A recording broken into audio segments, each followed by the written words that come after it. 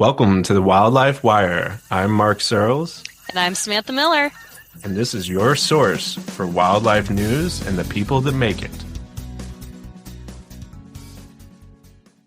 All right, well, today we are joined by Nick Gevock. He's the campaign organizing strategist for the Northern Rockies Wildlands and Wildlife Conservation Campaign for the Sierra Club. Nick has a diverse background. He's really going to like this part. So he lives in Montana.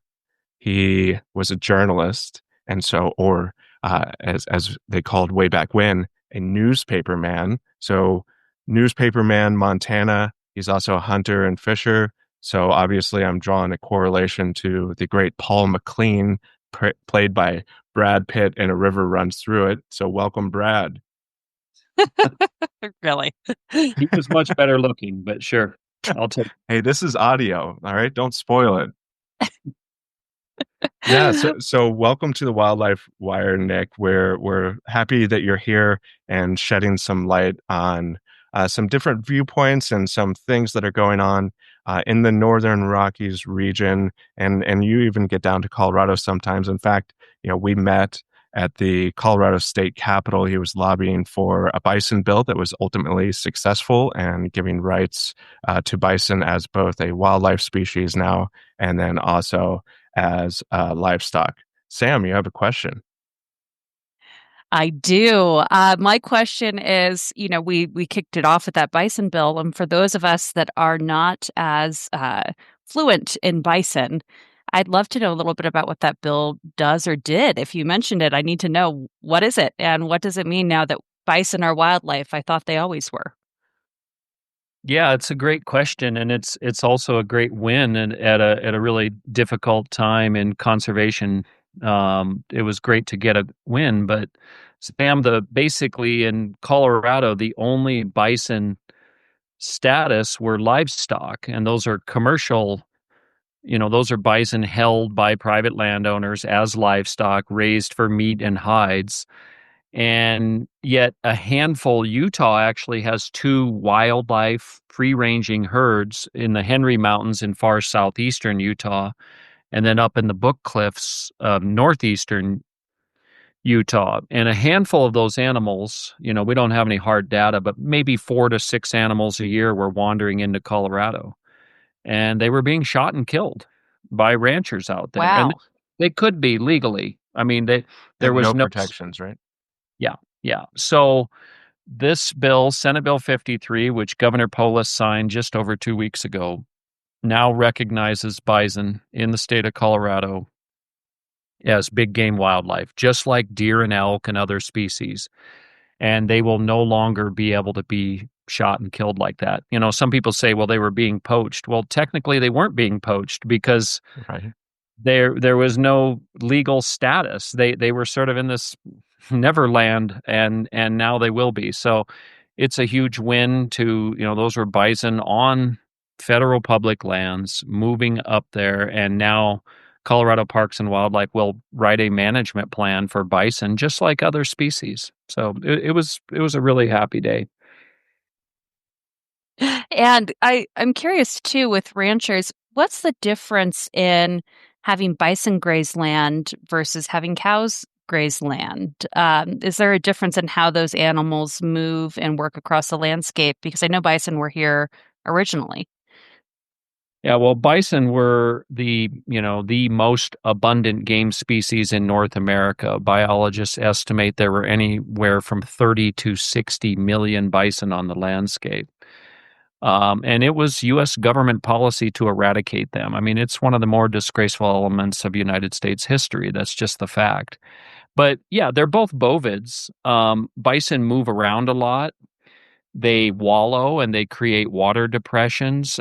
So their constant movement on a short grass prairie or on a tall grass prairie, for that matter, just really they really moved across the landscape and played that role that a grazer does play on the landscape. But they were also very adaptable animals. I learned a lot. They like browse as well, and I just came back from the Blackfeet Reservation yesterday where they're having Eni Days, a celebration of bison, and I realized why that landscape up there, this is north central Montana, just east of Glacier Park, was so perfect for bison because they moved into those foothills of the Rocky Mountains, and there are small meadows up there, but they have browse up there, but then they move also out onto the prairie and graze. And so I think it's just their constant movement and the fact that they wallow that, made them, obviously they adapted to the prairie and were integral to a healthy shortgrass prairies. Yeah, yeah, it is amazing how the presence or absence of one specific species can have such a an impact on our landscapes. I do want to talk to you about bison and bison making a comeback. And so what's your, here in Colorado, we have Southern Plains Land Trust. We have a herd at the Rocky Mountain Arsenal Wildlife Refuge, and also in Genesee, which is just in the foothills west of Denver. And those two, I think all three of them actually are lineage from the Yellowstone herds. And you, I know that there are tribes trying to get bison back. There are private individuals also working on that. What's your take on bison recovery in the U.S.? Yeah, I mean it's really interesting, and this gets into the role of the hunter in conservation. But I mean, the history of the U.S. is, and it ties into bison. You say, why are you going on this long-winded answer? That we eradicated wildlife on this continent. I mean, that's just the reality. We took roughly 10 million elk down to about 50,000 animals. Today, there are 1.3 million elk in North America. I mean, that's a conservation success. Deer, both mule deer and whitetails, pronghorn antelope, black bears, all these species. But for some reason, there's this one species we left behind, and that was bison. I mean, we took 30, 40, 50, maybe 60 million animals down to 1,000. And it's very well documented in the Ken Burns film, The American Buffalo, but a handful of people started saving a few bison. I mean, we're talking 5 or 6 at a time. And then the American Bison Society formed in New York City and is tied in with the Bronx Zoo. And they started these efforts, and they largely, I mean, literally the species was about to go like passenger pigeons extinct. And so today there are more than 500,000 bison in North America, bison or buffalo, they're interchangeable. And but the vast majority of those, almost all of those, are livestock bison owned by ranchers as, for profit for meat and hides. And yet we have roughly 23,000 free roaming wild bison. That includes in Canada, right? And Okay. wood bison. But so where we're at in this is there's tremendous interest in bringing back, wild free ranging bison, just like deer and elk. And this is not the old effort called the Buffalo Commons. And, this is taking a look on the modern landscape with roads and fences and all the elements, all the things in 2025 of where can we realistically have bison on the landscape. And it turns out we have tremendous potential in many places. Colorado has incredible bison potential, both on the west slope and southeastern Colorado, but it's going to take planning. I mean, there will have to be containment at some point. I'm not talking about a fence necessarily, but different methods of containing bison, both hazing as well as, some will be lethal control and like all the other big game species, regulated fair chase ethical hunting. So it's really a fascinating issue. It's certainly what I want to devote the bulk of my career in working on. Yeah. So two questions there. So first, you mentioned about 500,000 bison. Are those that are considered livestock, are the majority of those mixed with cow DNA, or are they pure bison? Yeah, I mean, this is most of those have some cattle genes in them, but we it could be as low as under 2% or 4%. This is really well laid out in a book written by the now late James Bailey called American Plains Bison: Rewilding an Icon. He was actually a professor of wildlife science at Colorado State University. Okay. He just passed 2 years ago, but and he talks a lot about what we pass on to future generations are the alleles, the genetic code. But yes, there is some cattle transgression, but the question is, does that really matter? I mean, they are still bison. I mean, even the Yellowstone herd, which there were animals brought in there, they're really pure, but not 100% pure. And actually, the best seed stock animals come from Elk Island, Alberta, Canada. And that is, different entities, both tribal nations as well as conservation efforts are often sourcing their animals from Elk Island. But there's so much mixing going on now to get really quality bison and so many both private and some public efforts to increase the genetic diversity of these bison and continue this restoration effort. Yeah, you mentioned, as a hunter and angler, that originally hunters really worked hard to restore species like elk and deer. Why do you think the bison were left behind? Yeah, that's a great question. It's I think there's some really raw politics here. It was ultimately this is often a discussion about the highest and best use of land, right? And candidly, it's the tremendous political clout of the cattle industry because we as we eradicated those bison, we replaced them with European cattle and often on grassland habitats, of course. So there are elements of the hunting community who really want to see this, but many just have not leaned into this issue the way we'd hoped they would. And often, and also because these bison, because they are a plains animal, will be dependent, will move on to many private lands. But so do elk, right? And so do deer and many other species. So, Right, absolutely. And I think it's interesting that you brought up elements of the hunting community. And I think that what I'm experiencing, at least in my role as a carnivore campaigner, someone who's, constantly advocating for wolves and mountain lions and bears, um, that the hunting community seems to be pretty divided. I myself have hunted before.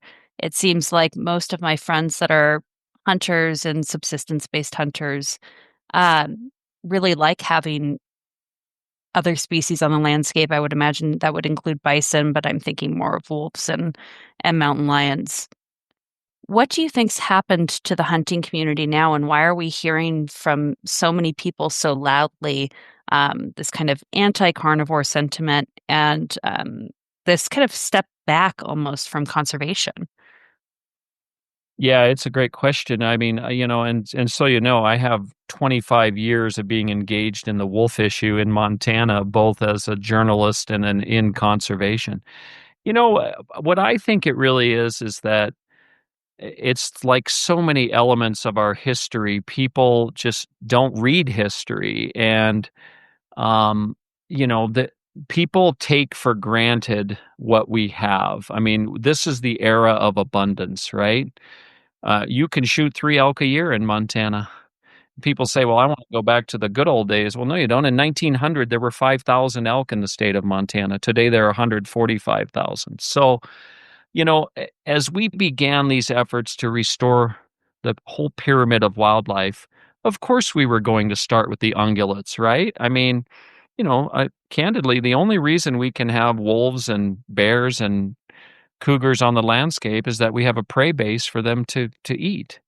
So we were going to get to those species last, but to tell you the truth, I think that I don't think it's the bulk of the hunting community. I think it's a very vocal minority. And I want to give you some examples.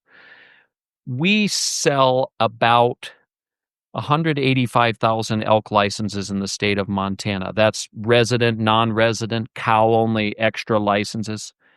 We sell roughly under right around 20,000 wolf licenses, and it's a $10 add-on. And so the point I'm trying to make, it's a general over-the-counter license. And the point I'm trying to make is that the vast majority of hunters don't care. They don't love wolves, they don't hate them. I heard this as a journalist all the time. Well, I don't hate wolves, I just want to see them managed. And in fact, we saw that for about 8 years where the wolf wars were over in Montana.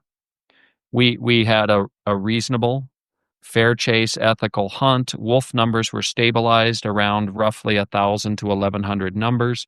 Attacks on livestock were down. Everything was working. But with a political shift, I mean, from the perspective of, some people thought we were killing way too many wolves. Some people thought we weren't killing enough. And that means you got it just about right.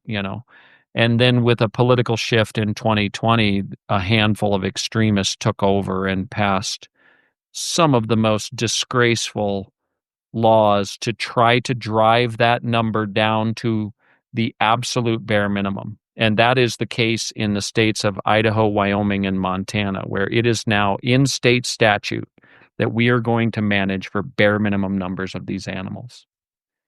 Yeah, it's been really sad watching Montana shift. I have family that lives in the Bitterroot Valley there, and watching that step back from science-based management. It seemed like Montana Game and Fish for a while, like you mentioned, was really thoroughly considering all sides. And, for me, of course, I personally, with my value set, don't think any wolves need to be killed. But that's my value set, and I could recognize there's other value sets on the landscape.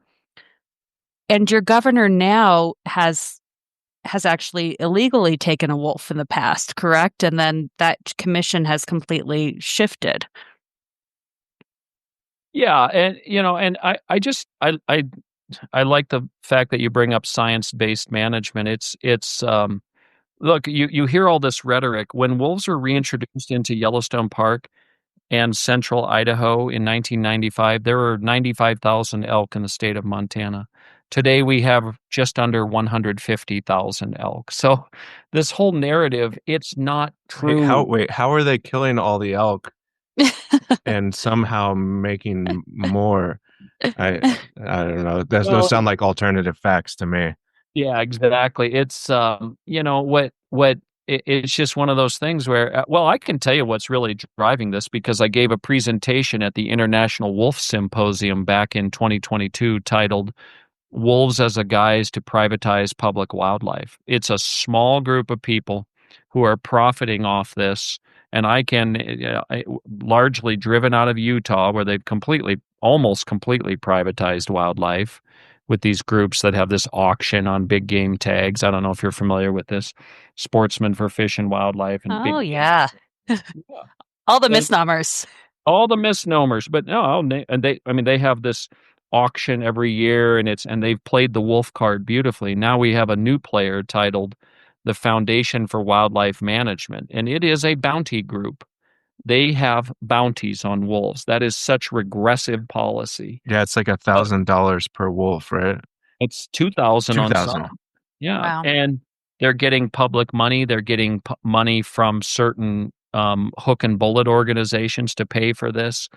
And I think the science is pretty clear that I don't think it matters whether you hunt wolves or not. They largely regulate their own population. They get parvo, they get mange, they kill each other. I mean, they can be pretty nasty toward each other. But I hunt elk hard, and I've seen wolves, and I haven't seen any. In fact, there are far more elk where I hunt than there used to be. And I kill an elk, most years, not every year, but so it's just it ties into money and power and the ability to, you listen to this narrative and you'd think the only element that affects the only factor in ungulate populations is these carnivores, and it's just not true. And You mentioned still seeing more elk. Do you think it's because you're a better hunter than hunters that like to use night vision and kill wolves for fun? Yeah, I mean, at the end of the day, I remember being at the game check one year and I'd already killed a cow elk, and these guys came through and they were asking the biologist, and what do we do? And he finally looked at them and said, you know what? The hunters who are getting out and taking a walk are killing elk. Right. These guys just looked at him like, oh yeah. I mean, and you'd certainly need secure habitat for animals too. And then there's elements of privatization of wildlife, more elk ending up on private ranches without, public access, which is a landowner's prerogative, but they're going to then create an overpopulation of elk, and which we have in many areas in Montana where they're over the objectives, the target population set by Montana FWP. Yeah. And with that privatization piece, I think it's really concerning now, too, the trend we're starting to see with public lands. You wrote an article about that recently, thanks to Mark's excellent research. I know that you Wow, wrote an article about that just recently. jumping on all my hard work. Stealing Mark's hard work of copying his homework. Uh, I'd love for you to talk about that a bit, and then I'll let Mark ask the follow-up question since he's much more well informed on this than I am. Go ahead. Thanks, Mark, for letting me steal your homework. Thanks, Nick. Yeah, well, I mean, look, this is not a secret that there have been efforts to take over federal public lands for decades, right? And in fact, we have this libertarian think tank in Montana that's called for it for 40 years. And all of a sudden they've changed their tune, at least in rhetoric, but they have numerous academic papers, op-eds calling to sell off these lands. And we are now, in fact, there was a measure put in at 1 a.m. a month ago in the reconciliation bill, the federal budget, the package of tax cuts and spending, that would have sold off more than 500,000 acres in Utah and Nevada. And the Trump administration is pushing this narrative about affordable housing. That's all a guise. Some of these parcels were adjacent to Zion National Park. These weren't going to be affordable housing. It was going to be some billionaire's 12th home in a pretty place. So these efforts have been going on. They're continuing. In fact, that fight is playing out today in the U.S. Senate because through public pressure, those measures were stripped out of that bill. And Senator Mike Lee from Utah said, I want them back in there. So these efforts have been going on, and they're going to continue. They want, look at we are living in the second Gilded Age, and that what is, if you have all the money, more money than you know what to do with, what do you want next? That mountain range, that river, that hunting property. And that's what we're seeing play out today. And it's a fight that, we're in the fight of our lives for our public lands. Yeah, and so I'm a firm believer that private land as a supplement to public lands when used for good, right? So for uh, safeguarding habitat for our native species. I think that's a really great model. So again, like Southern Plains Land Trust, they're doing really great work out there. We have American Prairie in Montana, and then also like Ted Turner. So my question on and I'm not sure if you'll know this, but like American Prairie, Ted Turner's land acquisitions, were those all private land acquisition? Like they're buying other private land, or did they get any kind of government land? Yeah, no, they were buying private properties. Now, if we had 10 hours for this podcast, of course, public land is a messy picture largely because of the Lincoln Railroad grants, right? And the checkerboard pattern of lands where every other section went to the railroads and ultimately often went on to timber companies in the Northwest as well as in Montana. But yes, no, they were buying private lands. And I want to add to this because, private working agricultural operations are an important player in wildlife conservation. Absolutely. I mean, in Montana, we have long had a for lack of a better term, a gentleman's agreement with many of the working cattle ranches that they are getting grass at very attractive rates on public land in higher elevations. And in return, in the wintertime, when those deer and elk need winter range, they're going to provide some range. And as part of that, we need some public hunting access to manage animals, to manage their numbers and their distribution on the landscape. But what we're seeing more and more are people, some landowners who are purposely harboring these animals. And the day that the big game season is over, they're selling trophy bulls. And the day that's over, they go to Montana Fish, Wildlife, and Parks and say, hey, I'm being eaten out of business. What are you going to do about all these animals? And that is privatization of wildlife. And if you think I'm kidding, we had a bill this legislative session in Montana for unlimited cow elk tags. Now, that's not hunting, that's culling. And that's what they want. At least a handful of them do. So to follow up on that and then talk about the SB 270 that ultimately was defeated this year in Montana. So the idea behind that unlimited cow elk tag was to reduce the number on public lands, therefore providing the private landowners the elk. Like they're having control over the wildlife population. Am I following Well, you right? I don't think it was to reduce the number. I think it was just to reduce the number of elk, period. And what they ultimately wanted was their ranch hands to have unlimited cow elk tags in their pockets and to do culling. I mean, they do that in Europe. They do that in Africa when they're exceeding the range capacity. After they have sold trophies, they cull animals. Yeah, it's big. I lived in Zambia and in South Luangwa National Park. Hippos. There's the highest density of hippos in the world, and they culled those every year.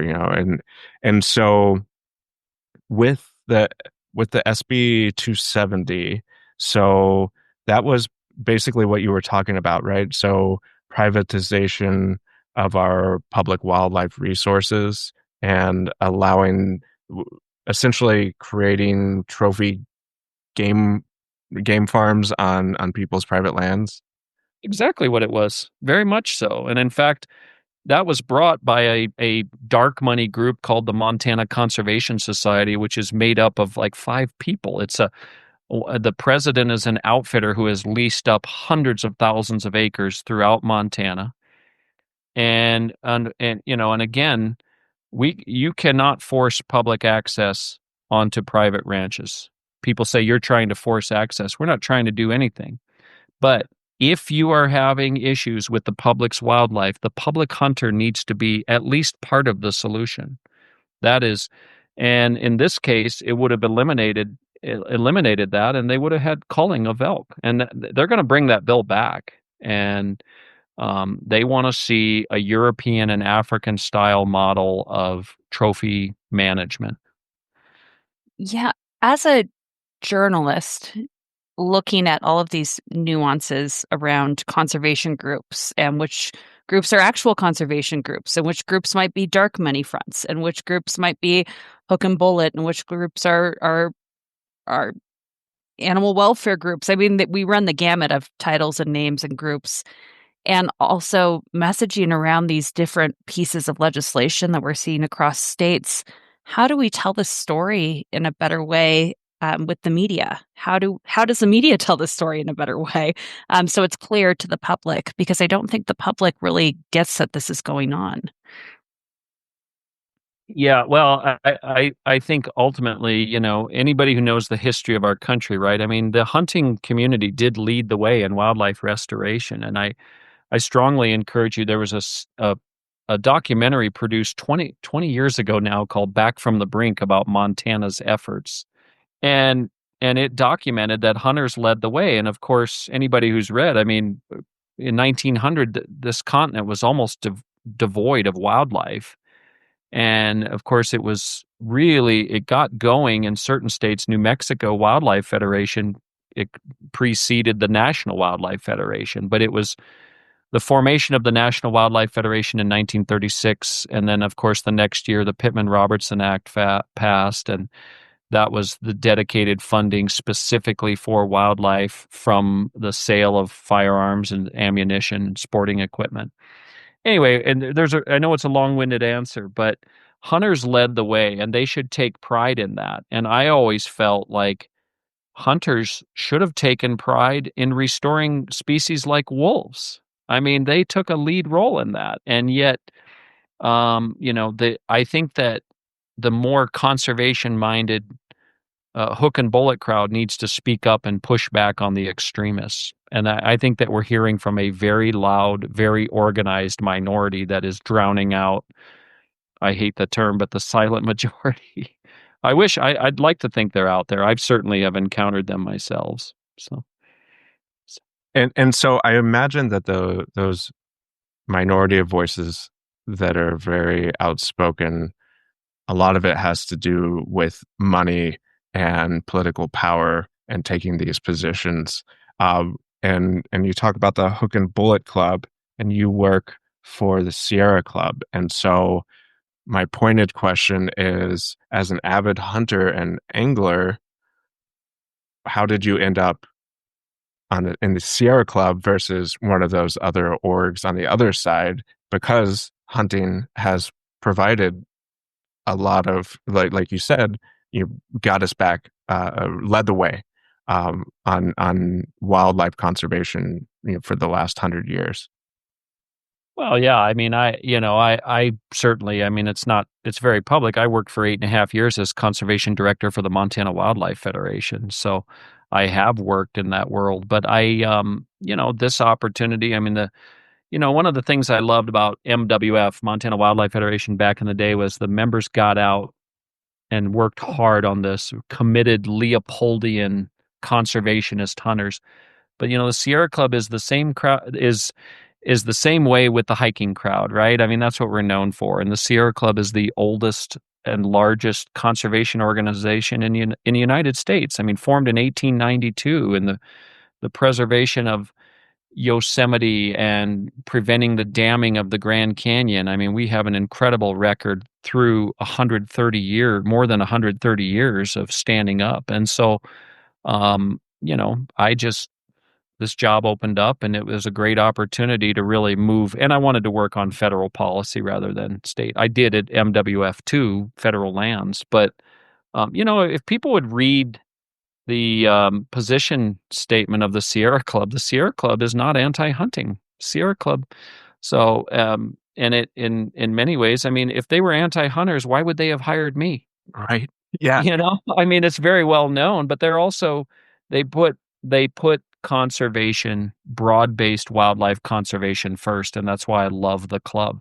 And I'm part of the hunting crowd that uses all non-toxic shot and rifle ammo. That's an important issue. I mean, I was quartering up a bull elk years ago, and I had a bald eagle literally 20 feet from me just waiting to get in on that carcass. That's the last, and I had a lead-based rifle bullet, and I said, you know what, I'm done. Yeah. This is, I should have known better sooner. But, I know of a hook and bullet group that's highest priority in Congress right now is to bar, to make sure that we can never get rid of lead ammo. I mean, It's so backwards. it's so backwards. It's disgraceful. Have you ever watched a video of a golden eagle dying of lead poisoning? I mean, who would claim that they're a conservationist and support a measure like that? Yeah. So, Yeah. And I feel like this is not a wildlife specific issue. This is broader politically, in that it seems so often now you have to just take the opposite. You have to be contrarian. If your perceived opponent takes one position, then you have to take the other, and that happens both in the hunting community versus advocates, and then advocates will do the same when it's a position held by the hunting community, and it's very frustrating to me. And you do you yeah, I know that there are examples like in New Mexico with the bill that just passed to completely revamp their agency, state wildlife agency there. Do you have any hope for more moderate voices on both sides coming together and working on issues, and actually, you know, working for the good of the wildlife, for the good of the land, instead of working for fundraising? Yeah, that's a good question. I mean, not really, unfortunately. Although All I hate right. to, And thanks for coming today, Nick. there we go. Yeah, I hate to be Debbie Downer. Yeah. Actually, I do. I will contradict myself. If if if ever there were an example of where people come together, it's this public land sales, right? Like I was in a call with a member of Congress's staff along with some of our conservation partners, and he said, I haven't seen the conservation community this united in a long time, But I mean, we had groups that we wouldn't even schedule the meetings so that they would encounter each other in the hall. That ought to speak to, and yet this time they're all coming in like we are not going to stand for the sale of federal public lands. I want to say that I think that nothing shined a light on where hunters have gone wrong than the wolf issue in Montana. I mean, the hunting community could have stood up. For years I heard we're going to manage them just like other species. And they could have set an example of fair chase, ethical hunting, all the things they talked about. And in fact, I've been on other podcasts with wolf groups, and one of them said, I know it's going to happen. I don't like it. This is one of the biggest wolf advocates I know. And, but instead they took this tact of baiting and snaring and night vision, bounties, unlimited seasons, unlimited bag limits. It's disgraceful. And the hunting community, in my opinion, blew it. They could have stood up and said, "See, we told you that we are responsible stewards of these resources." And now they can't. And this is an 1800s eradication effort. And it's regressive and it's disgraceful and it makes hunters look terrible. And, they need to stand up. It has to come from within the community. Even when I've shared my stories of hunting, immediately the hook and bullet crowd will say, "Well, you're not a real hunter. You don't still actively hunt." Because I've killed a deer before and because I've hunted elk before, but I don't actively hunt now. Now my opinion is anti-hunting. And I don't know if you've experienced that too, still as an active hunter, where if your opinion is different from that vocal minority, you're immediately labeled as anti, and your voice is pretty silenced even within the community. Yeah, I have experienced some of that, which is, it's kind of, I mean, they know I've killed a lot of elk and deer and antelope, and it's like this. It's sort of for it's sort of a good old boys club, but it's tied to money and power, and it is also very much tied to the way that state wildlife management is funded, and that is a huge issue. Is that I will say with pride that in Montana, I mean, everybody gets to come forward in front of the Fish and Wildlife Commission. That is public wildlife. And Montana was really good about that. In some other states, I've been at Montana Commission meetings where they looked at some of the wolf groups and said, "What are you doing here?" Or bird groups or whatever. And yet the vast bulk of state wildlife funding comes from hunters and anglers based on the Pittman Robertson and Dingle Johnson funds, as well as hunting and fishing license sales. So that is the conservation challenge of the 21st century, is how we fund wildlife conservation. But where I'm going with this is I do think that funding system has created a sense of entitlement by the hook and bullet crowd. And just to push back on that a little bit on the Pittman Robertson funds, aren't a large portion of those now coming from recreational shooters and not necessarily hunters? Aren't we seeing a rise in target shooting and sports shooting and self-defense gun purchases that are now accounting for the majority of that? So even sports people, as hunting declines, those gun dollars go to conservation still, but it's not necessarily from hunting-based conservationists. Oh, absolutely. And so on my personal time, I also work on gun safety issues. It's actually only 18% of the firearms sold in the country today are going for hunting. Yeah. So it's not just a majority, it's the vast majority of funds are coming from non-hunters, sport shooters, self-defense. And in fact, we saw a bill in 2021 to eliminate the Pittman Robertson Fund. So yeah, you're nailing it. And then of course, I mean, if you want to talk hunters, say hunters fund conservation. Well, they fund about 6% of it. If you look at the budget of the U.S. Forest Service, the Bureau of Land Management, the EPA, the Bureau of Reclamation, and you look across the board, and then of course that factor that the vast majority of Pittman Robertson funds, 82% come from non-hunters. It's just not true. They don't like hearing that, but that's the fact. Yeah. So I guess my last I have so many questions, but we'll have to wrap up here soon. You it does sound like public lands is that golden issue that could help bring hunting groups and wildlife advocacy groups together. And I get I'm signed up for the backcountry hunters and anglers emails, and Good. it Yep. it seems like every single one of those emails that comes out is save our public lands. And then there's groups like we were both at the Western Watersheds Healthy Public Lands Conference in Salt Lake City, and so it's like it seems like a perfect pair, right?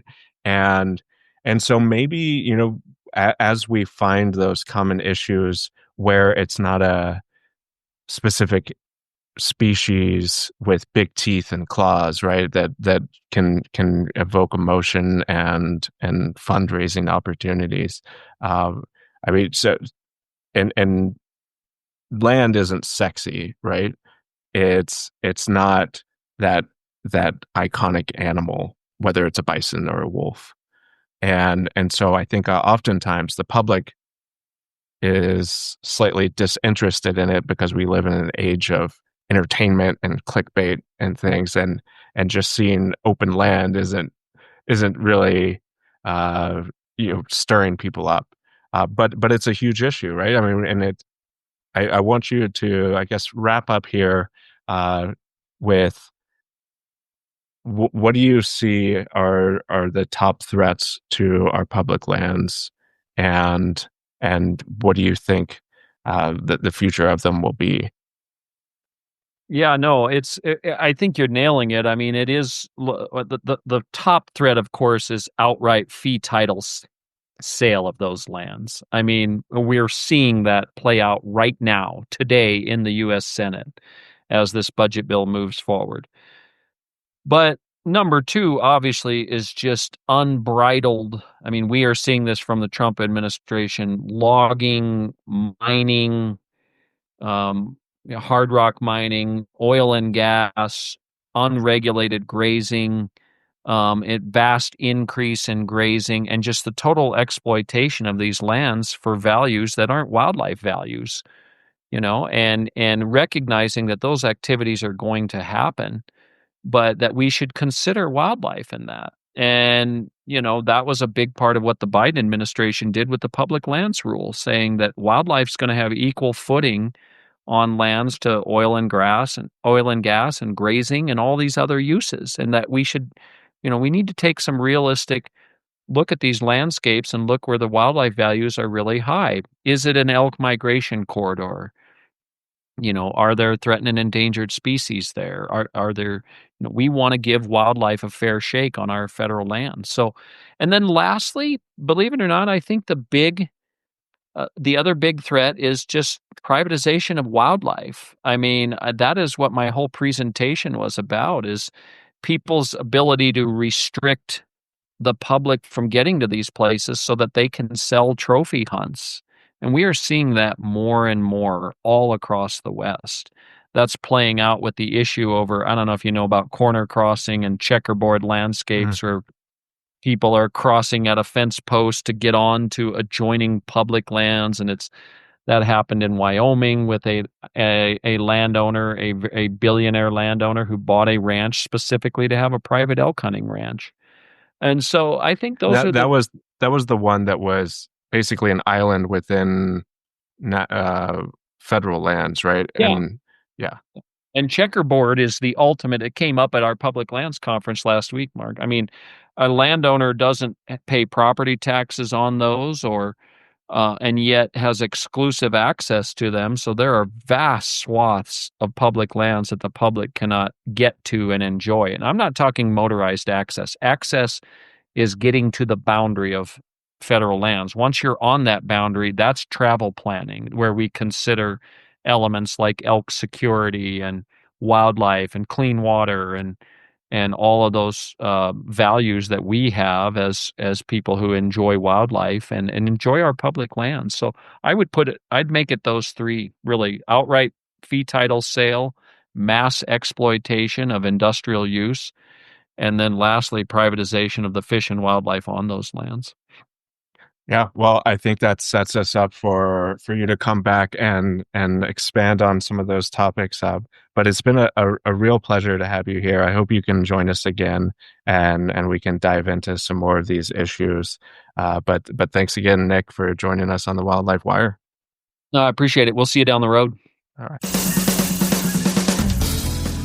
This has been an episode of the Wildlife Wire with me, Mark Searles, and my co-host, Samantha Miller. Thank you for listening.